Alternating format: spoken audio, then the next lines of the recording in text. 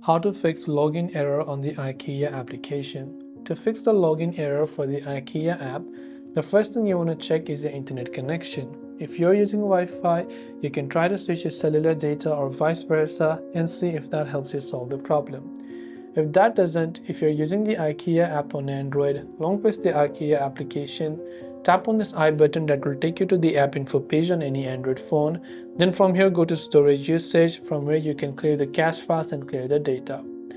Go to your Play Store or your App Store and search for the IKEA application. Check if the app has an update, and if it does, make sure to update it to the latest version. If you're still not being able to log in, it could be that you're entering in incorrect credentials. So maybe if you're trying to log in with password and you forgot your password, you can tap on the forgot your password to reset it.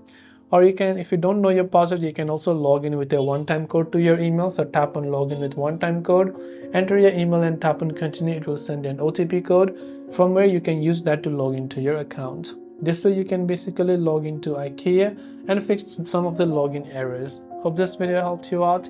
If you have any questions, feel free to leave them down below. As always, thanks for watching and see you soon in the next video.